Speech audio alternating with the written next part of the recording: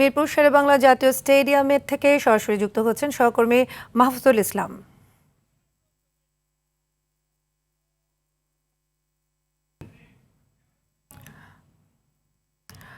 মাহফুজ, বাংলাদেশ অস্ট্রেলিয়ার ম্যাচ সম্পর্কে আমাদের বিস্তারিত জানাবেন।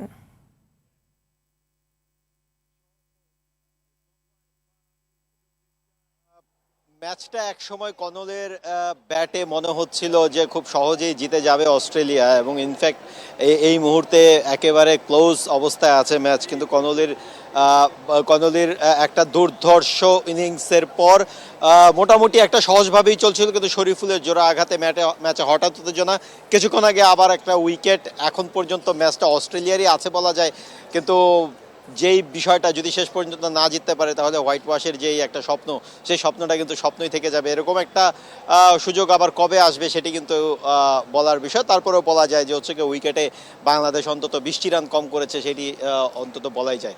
তো যাই হোক, এখন পর্যন্ত ম্যাচ চলছে। ম্যাচের একদম শেষ পর্যায়ে আমরা পরবর্তীতে আপডেট থাকলে জানিয়ে দেব।